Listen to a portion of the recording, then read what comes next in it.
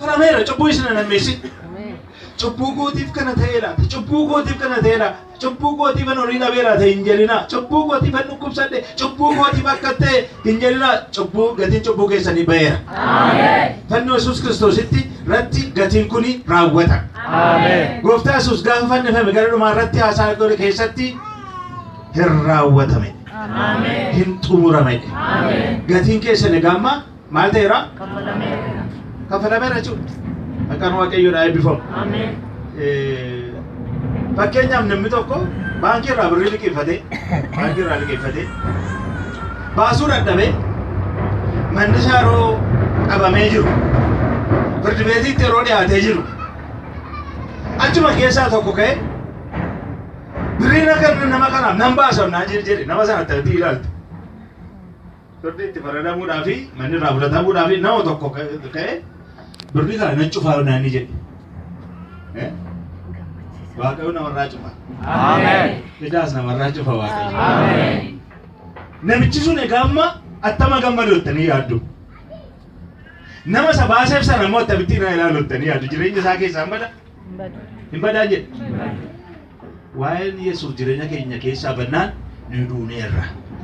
Waaqayyo na oolchuusa kana. Gooftaan keenya Yesuus Kiristoos egaa ofii isaa laate ulfina isaa dhiise.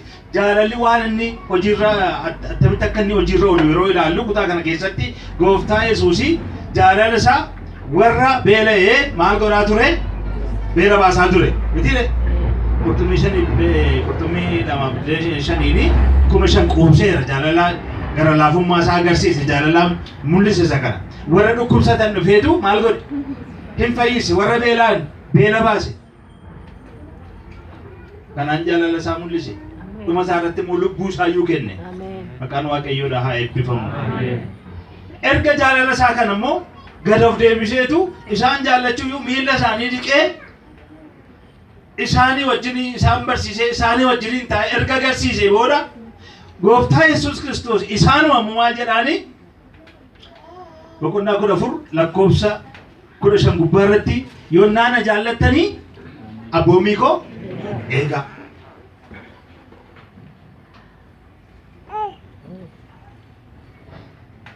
Boqonnaa 13 35 keessattis immoo yonnaa isin wal jaallattanii warrumti ormaayyuu duuka buutota koo akka isin taatanii hin beektutti jedhe wal jaalladhaa. Kakuu haaraa keessatti jaalala inni jedhu kuni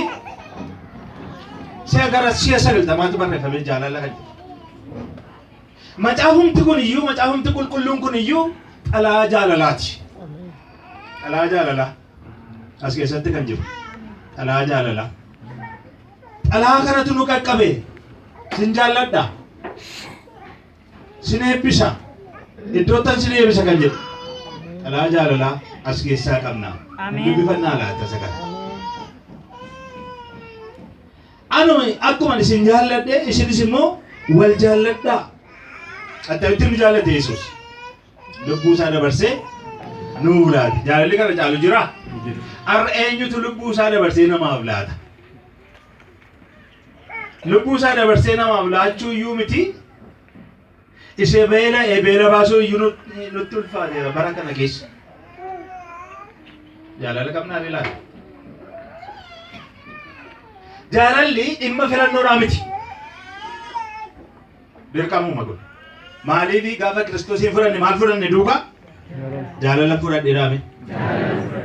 Idaa jaalalaa sirra jira dhaame waliin. Idaa qabna. Idaa maali? Idaa jaalalaa. Kanaaf jaalala kana beenu. Eenyuyyuu gatii isinirraa hin qabaatin jedhu Phaawulos warra Roomeeti. Jaalala irraa kana beekna. Yeroo hundumaa jaalalli kun kan ba'udha. Jaalala nuu kenna kan Gooftaan. Nummoo jaalala kana warra jaalala kana hin arganne ittiin ga'uun an qofan keessa. Inni kun tatamsaasa wangeelaati jechuudha. Jaalala kana namaan geenyeerra Yesuus jaalala ittiin jenneerra anaaf seenirraa eegamanni kun. Ameen jennu. Namootuma nu jaallatan duwwaayyuu hin jaallannu jaalalli kun. Namoota nu jaallatan duwwaayyuu kan jaallannu. namoota nu jibban iyyuu maal godhu hin jaallanna. Nama si irraa dhaggeeffatee si namatti hin jaallattu. Nama si namatti hin jaallattu. Nama si soba hin jaallattu. Nama si jalaa waate hin jaallattu. Nama si naraatti hin jaallattu. Nama dhagaa si irratti darbatu hin jaallattu. Natti maa jaallattu? Jaallata miti? Waaqayyo isin eebbisa amanummaa irraanii jettanii ture. Sirriidhum. Garuu amma gooftaan egaa maal isiniin jedhaa? Maal jettan? Jaalladhaa jedhe gaaf. Isinii galeera? Waaqayyo maal godhaadhe? Jaalladhaa jibbaan qaamtanii jirtu isiniin jechuutti irraa ganama kana. Ana mini kan jedhe gooftaan jedhe. Gooftaan maal jedhe ganama kana? Diina keeyyuu? Jaalladhuudha. Ilkaaniini jedha macaafa Musee keessatti iji ijaanii nama ilkaanii cabe ilkaan isaa cabe. Yoo ija kee tokko caamsanii dhattee ija kee caamsita. Seerri Musee akkas. Ani immoo maalan godhaa jedhe gooftaan immoo seera haaraa fide. Diina keeyyuu maal godhe? Jaalladhu jedhe. Warri jibbaan jirru gaarraa qalbii jijjiirrachuu qabna kan. Maaliifi? Kan obboleessa isaa jibbuu inni lubbuu ajjeesaadhaan obboleessa keetiif hin qola. Jaalalaan jiraachuu keenya akkamittiin mul'ifna? Gooftaa jaallachuu keessan maaliif mul'iftu har'a? Gooftaa jaallachuu keenya kan inni ittiin mirkanaa'u, kan inni ittiin beekamu yoo isaaf abboomamne duwwaadhaan beekamu. Isa inni jibbe yoo jibbine, isa inni jaallatu yoo inni jaallanne nu dhugaadhumatti gooftaa jaallachuu keenya. Kana mirkaneeffadhaa isin jechuudha. Lafa hojiitti, lafa deemnutti isa gooftaan jibbu yoo jibbine, isa gooftaan jaallatu yoo jaallanne, haasaa gooftaan jaallatu yoo jaallanne gooftaa jaallachuutti jirra jechuudha. Kanaaf gooftaa jaallachuun keenya kan inni ittiin mirkanaa'u yoo isaaf abboomamne qofadha. Jaalalli immoo abboomiidha. Fariisota keessaa tokko Maatiyoos boqonnaa 22 gubbaa irratti akkana jedheetu dhufee gaafate. Boqonnaa 22 35-47tti seera beekaan tokko dhufeetu gaafate. Jireenya biyya mootummaa Waaqayyootti galuudhaaf maaltu na barbaachisaa jedhe. Abboommii kamtu caalaa gaafate. Abboommiin seera Musee keessaa abboommiin kurnan jira. Garuu abboommiin tokkumadha. Inni tokko jaalala Waaqayyooti, inni tokko jaalala namaati. Garaa kee hundumaan, yaada kee hundumaan Waaqayyoon Waaqa kee jaalladhu isa jedhuudha. Inni itti aanu immoo nama akka keetii akka ofii keetiitti jaalladhuudha. Miti nama akkamii? Nama akka keetii jechuun Oromoo akka keetii jechuu miti. Nama jechuun Guraageen nama immoo nama miti. Nama akka keetii moo nama akka keetii miti? Tigireenoo? Amaaroo? Kambaataanoo? Walaayittaanoo? Mitiire? Nama akka keetii yeroo jedhu akka bifa isaaf akka fakkeenya isaatti inni uume namni hundinuu bifa tokko qaba. Haasaadhaanii, qomoodhaanii, naannoodhaan gargar iyyuu haba malee nama akka keenyaati adiinis gurraachis. Kanaaf nama akka keetii akka maalitti jaalladhu? Akka mataa keetiitti, akka ofii keetiitti jaalladhuudha. Ofii keessan jaallattanii beektu garuu. Astaatii dura dhaabbattanii attaman si jaalladhaa, attam bareedduudhatii jettanii beektu? Afaaniin hin dubbannu taane iyyuu garuu kan nama dhibu baay'ee of jaallanna. Yeroo fuula dhiqannu, yeroo mataa keenya filannu maal gochuutti irra? Mimmiidhasuutti irra miti. Yeroo suuqii dhaqnu immoo wanta hundumaa ofuma keenyaaf ta'an miti. Egaa waan namoonni si gochuu barbaadu akkuma yaaddu akkuma feetu nama gara biraatiif akkasuma godhii dhagaa jaalala. Akka ofitti jaallachuu jechuun.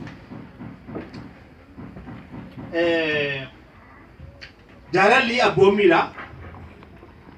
Abboommiin immoo amantiidhaan wal qabatee jira. Jaalallis wal qabatee jira. Hin jaallanne erga amanne, hin jaallanne erga jaallanne, hin amanne isaan kuni wal qabatanii jiru. Amantiin, abdiin, jaalalli isaan kuni hin jiraatudha Phaawulos. Isaan keessaa kan caalu garuu maali? Jaalala jedha. Yohaannis isa duraa boqonnaa 2 egaa xiqsii kana otoo qabattanii dubbifattanii natti tola. Bara ammaa kana iddoo tokko tokkotti madarakii dhumarraayyuu wangeelli dhabameera. Yaadannaa gaarii natti fakkaatan dhaggeeffataa jirtu Waaqayyo isin haa eebbisu. Iddoo tokko tokko macaafa iddoo tokko dubbisanii yaada mataa isaanii dubbatu. Isa kana Waaqayyo isinitti arge. Ameen. Ameen jedhame. Ameen. Eeyyee raajii Caalos keessa jira. Dubbichi dubbii raajiiti. Inni raajii yommuu kanaan qorama. Jireenyi keenya yommuu kanaan madaalama. Kanaaf Yohaannis isa duraa boqonnaa 2 lakkoofsa 5 irraa immoo akkana jedha.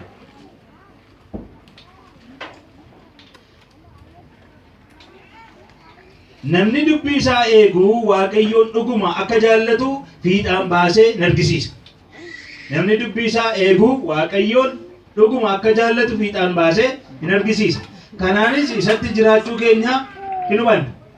Namni isatti nan jiraadha jedhe immoo karaa Yesuus Kiristoos irra deemerra adeemuun hin ta'aafi. Kanichi baay'ee dhiphaadha buloota koo waa'ee kiristaanaadhaa jettanii. Dubbiin akka faarfatame akka lallabanis. Jireenyi keenya madarakii kana irratti kan hin ilaalamu. Ergan madarakii kanarraa bu'eedha kan ilaalamu. Asitti fokkoruu hin danda'ama. Garuu inni cimaan gaafas keessaa bune maal hojjennaadha? Karaa Yesuus Kiristoos irra adeemaan jira moo adeemaan jiru jennee ilaallaa jechuudha. Akka inni deddeebi'etti deddeebi'aan akka inni deddeebi'etti akka Yesuus Kiristoos deddeebi'etti maaliif nu duuka buutuu isaati waanta ta'eef akka inni deddeebi'etti duukaa adeemna. Karaa inni irra adeemerra adeemna.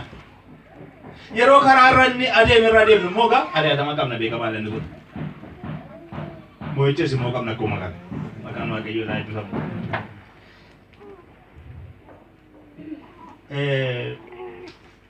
Isa jaallachuun keenya inni lammaffaan kan ittiin beekamu kan ittiin mirkanaa'u dhiifama gochuudhaanitu mirkana. Namni haalot jiraatu kadhannaan isaan dhaga'amu. Namni haalotti jiraatu namni jibba keessa jiraatu Kiristoos irraa adda ba'ee jira. Kanaaf maal gochuu qaba ree jaalala mul'isuudhaaf? Dhiisuudhaaf dhiifama gochuudhaaf inni kun baay'ee ulfaata. Baay'ee ulfaata. Baay'ee ulfaata. Garuu ayyaana Waaqayyootiin hin danda'amu. As keessaa manumti haalotti qabamee jiru namoota akkasii yoo jiraatan. Ilaa abaluu nan jibba akkasina godhe namooti jedhamee harka keessee na agarsiisa. Abalutti hin qabamee jira akkasina miidhee jira Waaqayyo si haa eebbisu. Waaqayyo si haa eebbisu. Jirtu amanamummaadhaan nama tokkotu harka ol qabee jechuudha. Ergaan siif jiru egaa buleettiif moo buleessa nama? Buleettiif Waaqayyo si haa eebbisu. Dhiifama godhi. Kan Waaqayyo abbaan keenya akkuma nuu dhiise nus immoo dhiifama gochuu qabna. Ameen jennu. Yeroo sana hidhaan keenya kan magaalaa keetiiftu. Amma hiitee jirtu akka keessi hidhamee ta'a. Kanaaf gaafa dhiifama goonu wanta nuu dhiifamutu jira wanta kan nuu dhiifamutu jira. Maqaan Waaqayyoo eebbifamu. Diina keeyyuu jaalladhee kan warra nuyi akkaniif akkuma dhiifnu namni kan ta'e abbaa keenya keessatti akkasumas immoo nuu dhiiseen. Lakki ani nama kanaaf hin dhiisu yerootu jennu Waaqayyoos immoo maal nu jedha? Anis immoo kan kee siin dhiisuudha. Siin dhiisuudha. Inni sadaffaan jaalalatti deddeebi'uu keenya kan ittiin mirkaneeffannu walii keenya jaallachuudha. Yohaannis duraa boqonnaa 3:15 kaafnee dubbifanne sagalee akkana jedhutu arganna. Ergaa Yohaannis isa duraa boqonnaa 3 lakkoofsa 15 gubbaarraa akkana jedha.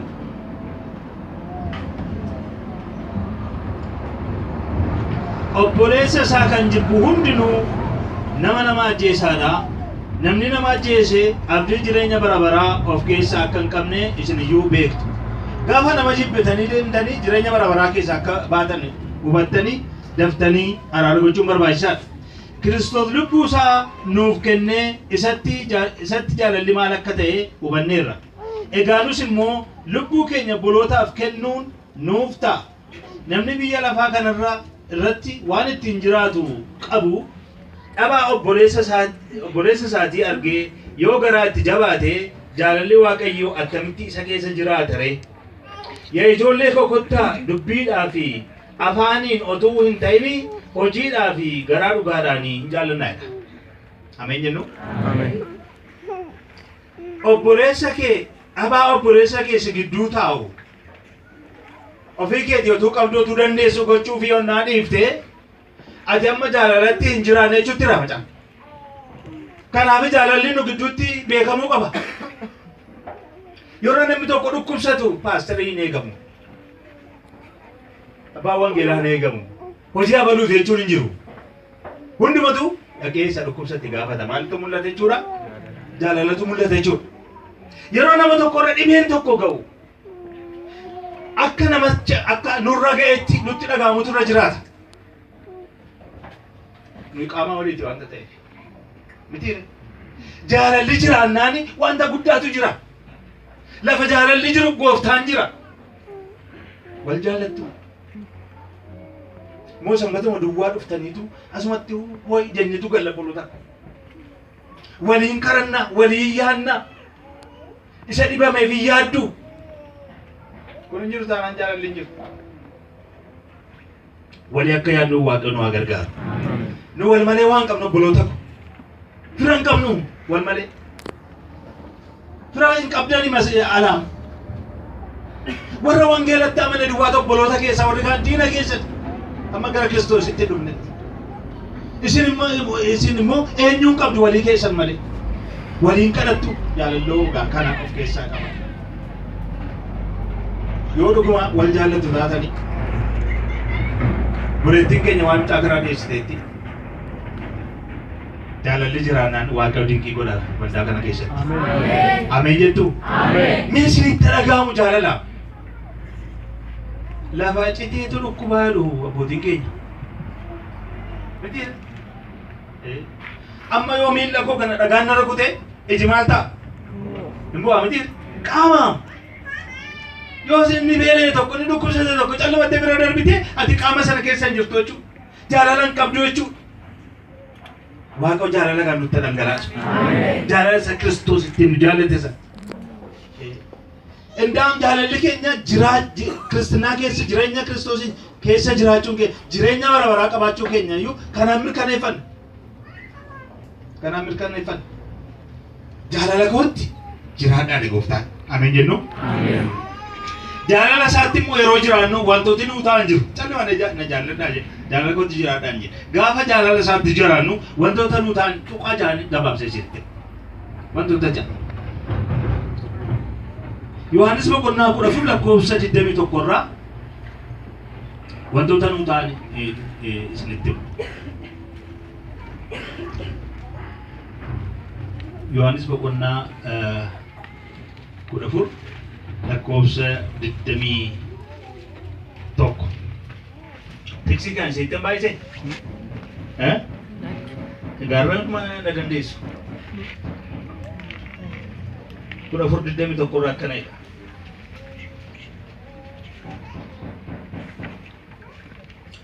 Namni abboommii koo qabu inni isa raawwatus isa kan na jaallatu. Nama na jaallatu immoo abbaan koo isa jaallachuuf jira. Anis isa nan jaalladha. Ofii koos isatti nan mul'isuufan jira. Ofiinuma koon itti mul'isaa. Yeroo jaalala kanatti jiraannu Kiristoosumatu bifuma adda ta'een nutti mul'ata. Bifuma adda ta'e mana keenya dhufa Yesuus. Ameen. Mul'ata nuu laata ofuma keessaatii argama. Maqaan Waaqayyoodhaa eebbifamu. Argamiinsa isaa shaakalla. Yeroo kadhannu waan nu bukkee taa'e waan nu jajjabeessu ta'e nu bukkee dhufa. Nutti dubbata. Haaromsatu jireenya keenya keessatti ta'a. Yeroo lafa Kiristoos mul'atetti seexanni mul'achuu hin danda'u. Mana keenya keessatti nuti jaalala kanatti jiraannaani seexanni nu wajjin taa'uu hin danda'u. Balbal mana linne keessa seexanni iyyuu jalqaba. Maqaan Waaqayyoodhaa eebbifamu. Waajjira hojjenne keessatti seexanni iyyuu jalqaba. Maaliif? Kiristoos nu keessa jira, jaalala isaa nu keessa jira waanta ta'eef dhaabachuu hin danda'u. Ofuu mataa koo itti mul'isaa kana waadaa nuu galeera gooftaatu. Maal jedhee? Ofii koon itti mul'isaa. Ameen jennu. Yesuusin arguun barbaaddu. Egaa jaalalatti jiraadha. Inni jaalala. Mana keessan hin dhufaa. Dhibee keessaniif hin dhufaa. Dhiyoodhuma kana intarneetii irraa waan tokkoon dubbisa biyya Hindiitti kan ta'e. Mucaa tokkotu da'umsaaf hospitaala dhatte. Haadhatu immoo geesse. Dhiigii dhaabachuu dide. Gaafa dhaabachuu dide jedhu ani lafa biyya deebi'uu hin dandeenye deemuudhaaf han jira jette isheen deessee dhiigii dhangala'utti jiru kun. Garuu itti mucaa kana sii kan kenna mucaa kana guddifadhu. Iddoo silaana si xooraa mucaan kun si haa xoortuu jetteetu isa okkitteen guute ishee. Mucaan kun utuu hin turinii maal taate bilaad kaanseriidhaan qabamte. Bilaad kaanseriin immoo baay'ee rakkisaadha. Abdiin hin jiru. Hospitaala geessanii abdiin hin jiru. Hospitaala gara hospitaalaatti geessan waan tokko hin dhabame. Horii ishee hin mafitti. Dhuma isaa gubbaa irratti dooktoriin caalu amma hin jiru kan si caalu tina ergii jettee gaafatte. Dooktoriin tokko na caalaa jedhe. Birriin fudhatu akkasumatti hin fayyisa. Ameen. Isan sittima. Isa kana biran nattaayii waan mattaayii mana keeyyuu dhufaa. Maqaan isaa immoo Dooktorii Yesuus jedhama. Achumaani nan fudhadhaa dheeshii kottu gaakkatte. Manni keessa iddoo akkasiiti. Amma dana taatee jakee walirra buufatteetu inni si jaallata. Garaa si laafa. Mana kee dhufaa. Mana kees beekaa. Manni kee iddoo akkasii irraangalee akkasii iddoo akkasii yeroo gootu iddoo akkasiitti. Ilaa yaa Yesuus jedhee. Ilaa yaa Yesuus manni koo qabalee akkasiiti.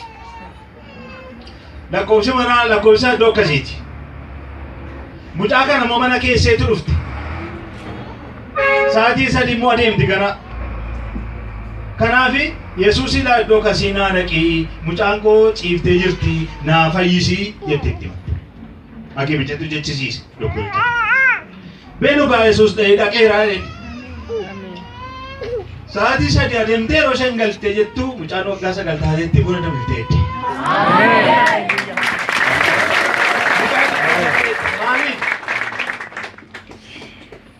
Maanni naani namicha wayyaansaa adii dheeraa tokko dhufe harkisaa kun madaadha. Dhiiga harka isaatii kan akkasitti narratti cuunfe namummaa godhatti cuunfinaa inni fayyadama ka'etti. Eegi gooftaa Yesuus Kiristoos hin fayyisa. Yesuus gooftaa jaalalaati mana keessa hin dhufa. Mee jaalaluma kanaan qabamaati. Bo'aati mee waliif kadhadhaa. Sabbataa keessa dhufe Yesuus. Sabbataadhaaf kadhadhaa. Yesuus hin dhufa mana keessa. Hin dhufa Yesuus. Sitti mul'ata Yesuus. Amantii dhagaa. Ilaa jaalalli amantii wal qabatanii jiru. Yesuusitti erga amante erga immoo jaallatte isaaf immoo na boonte. Ameen. Ameen. Inni immoo mana kee dhufu. Mana kee dhufu gaa'ee gooftaan. Mana koo dhufu jaraame. Mana keenya beeka. Arraashaadhaan nu beeka. Maqaadhaan nu beekan. Hin dhufaarra mana keenya. Maqaan Waaqayyoodhaa haa eebbifamu. Kun biyya Hindiitti ta'e. Seenaa biyya Hindiitti ta'e. Har'ammoo biyya sabbataa keessatti Waaqayyo nuuf ta'a. Maqaan Waaqayyoodhaa haa eebbifamu. Ofii isaa nutti mul'isa. Ofii isaatii argama. Sammuu dukkanaa eebana. Hidhaa'e jiru hiika. Idaa jiru namarraa fuudha. Balbala hojii namatti bana. Xinnoo namaa eebbisa gaafa. Jaalala isaatti jiraadha. Maqaan Waaqayyoodhaa haa eebbifamu. Inni lammaffaan yeroo jaalalatti jiraannu kan nu ta'u tokko kadhannaa keenyatu deebii argata. Kadhachuudhaaf immoo jajabummaa qabaan. Maqaan Waaqayyoodhaa eebbifamu. Yohaannis irraa boqonnaa 3:22 gubbaa irratti ragaadhaan isinii dhiyeessuu barbaadeetan. Waan tokko iyyuu hin qabu kana keessaan.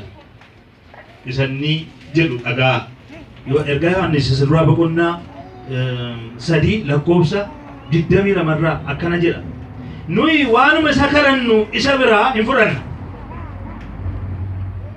Abboommota isaa hin eegna. Waan isa gammachiisus hin hojjenna. Abboommi isaa Abboommi isaa kunis maqaa ilma koo Yesuus Kiristoositti amanaa. Akka abboommi inni kennettis walii keessan jaalladhaa nuun jedha. Namni abboommota isaa eegu isa keessan hin jiraata. Innis namicha keessan jiraata. Hafuurani nuuf kennuunis nu keessan jiraachuusaa hin hubannaa. Egaa lakkoofsa 22 gubbaarratti nuyi waan isa kadhanne isa biraa hin fudhannaan. Bakka Waaqayyo kadhata dhagaa. Maaliif jaalalleen nama jalaa hin didu. Jaalalleen nama jalaa hin didu. Yesuus jaalallee keenya. Isa dhiisuu hin dandeenyu. Maqaan Gooftaa haa eebbifamu. Jaalalleen si waama gaal. Yeroo tawaantummoo dhufeeraa siin jedha. Yoo isan jaallanne ta'e michuu kee miti waanta ta'eef yoo ati waamteyyuu maal walitti qabnaa siin jedha. Fuula sirraa galagalcha. Yoo abboommi isaa edde garuu kadhachuudhaaf jajjabummaa qabda.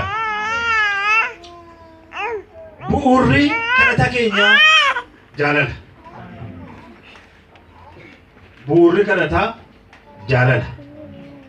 Yeroo jaalalli jiraatu fayyina dhufa. Yeroo jaalalli jiraatu abaarsatu nurraa caba. Yeroo jaalalli jiraatu gaa'elli keenya, fayyummaan keenya, ikoonomiin keenya ni eebbifama. Warra maaraa maal jedhaa? Saal yizoo sirqoot, qiim yizoo ጸሎት አይቻልም jedha. Namni qufaa qabu namoota halluu hin qabu hannan naqa.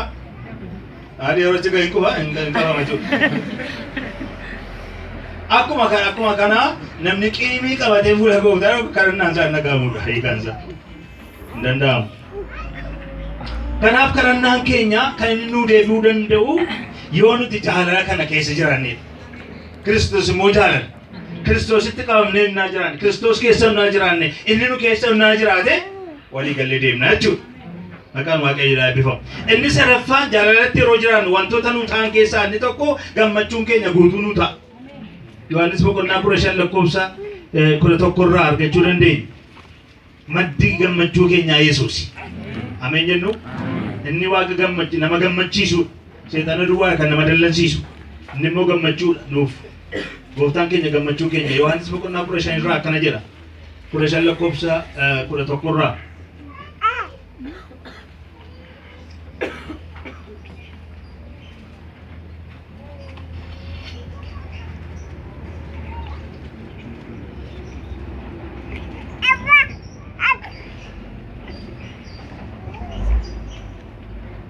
Gammachuun koo isin keessatti akka argamuuf gammachuun kana eenyu?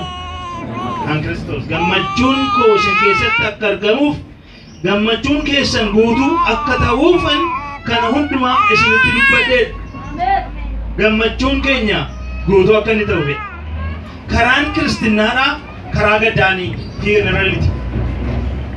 Kanaaf Phaawulos maal jedha? Gooftaatti gammadaa. Yeroo hundumaa gammadaa. Nan jedhaa gammadaa. Keessa taa'e manidhaa keessa taa'etu Gooftaatti gammadaadha. Keessa gammachiise maal? Gooftaatti jireenya argachuu isaatti abdii qabna qaba. Kanaaf egaa karaan kiristaanaadhaa gaddaan kan guutame miti. Gaddaa akka deemnuufis immoo fedha Waaqayyoodhaa miti. Kanaaf gammachuun keenya guutee akka argamuuf Gooftaan kana barbaada. Ijoolleen koo gammaddee akka isheen adeemtu barbaada. Shilmayyuu kan inni dhufe gadda keessaa gammachuutti nu fiduudhaaf dhufe. Maqaan Waaqayyoodhaa eebbifamu. Kanaaf egaa gammachuun keenya akka inni guutuu ta'uu fi jaalala Kiristoositti jiraachuun barbaachisaadha. Maqaan Waaqayyoodhaa eebbifamu. Namni jibba qabu gammachuu qabattanii yaaddu? Hin qabu. Namni nama gaafa jibbu namicha baatee deema. Namni Kiristoosin jaallatu Kiristoosin baatee deema sakaan lafa kaa'e. Namni nama jibbinaani namicha baatee deema lafa deemutti. Maal jedhee? Abaluu akkana godheedha dhaqee iddoo kottaasa. Achi ka'e immoo abaluu akkana godheedha. Eenyuun baatee deemutti jira? Namichuma baatee deema yookaan baattanii na deemnaa lafa ka'a namichi. Namichi lafa ka'a. Nama jibbine tokko yeroo hundumaa maal gollee limnaa? Nama jibbine tokko abaluu akkana godhee dhageesseetta? Asitti fuunee dhageesseetta yoo isaa waaranne yoo eessanani waan nama sana maal godhaa jira jechuudha. baannee deemaa jirra jechuudha. Kanaaf nagaan qabnu jechuudha. Nagaan keenya guutuu akka inni ta'utti dhiifama goonee akka deemnu Waaqayyoon waa gargaara. Inni arfaffaanii jaalalatti yeroo jiraannu abbaa mul'ataa ta'a. Ameen jennu. Yaada isaa nuuf ibsa. Yeroo nama mul'ataa taanu dalga nutti hin galu jireenya. Kanaan waldaan jaalala qabdu dalgatti hin galu. Waldaan jaalala qabdu mul'ata qabdi. Waldaan jaalala qabdu hin bal'atti. Waldaan jaalala qabdu horiidhaan hin badhaati. Waldaan jaalala qabdu nama baay'ee horatti. Karaa kee hundumaatti isa yaadi. Innis daandii keessiif qajeelchadha. Solomoon macaafa fakkeenyaa boqonnaa 3 lakkoofsa 6 gubbaarratti. Oksaa isaa nutti hima. Iccitii isaa nutti himanni. Iccitii tokko nutti hima. Maggalaxii fida gooftaa. Mul'ata fida gooftaa. Abjuuma fida gooftaa. Gaafa isa keessa jiraannu halkanitti guyyaatti yaaduma isaan nu dhufaa deema. Yaadi gara biraan hin jiru. Maqaan Waaqayyoodhaa eebbifamu. Yohaannis boqonnaa 15 lakkoofsa 15 gubbaarraa. Ani garboota koo isiniin hin jedhu. Garbichi waan gooftaansaa godhu hin beeku. Ani garuu firoota koo isiniin jedheera. Waan abbaa koo irraa dhaga'ee hundumaas isintan beeksiseera. Ilaa hojjetaan hojjechiisaan jira biyya keenya keessatti. Bara sanatti immoo gooftaadhaa fi garbicha jira. Hojjetaa hojjechiisaa irraan inni hojjechiisu yookiis immoo abbaan faabrikaadha. Abbaan faabrikaa tokko hojjetoota isaa sanatti iccitiin hima. Inni mattanii yaaddu? Inni himu. Sa'aatiitti galtaa, sa'aatiitti baataa. Isheen waa beektu. Wantichi keessatti hojjetamu garuu hin beektan. Iccitii faabrikicha keessa jirtu tokko iyyuu hin beektan. Maaliif faabrikicha akka dhufe iyyuu hin beektan. Attamitti akka dhufe iyyuu hin beektan isheenitti namoonni. Kutaa kana keessatti maal jedha gooftaan? Ani garboota isiniin jedhu isheen michoota kooteedhe. Argitaniitu?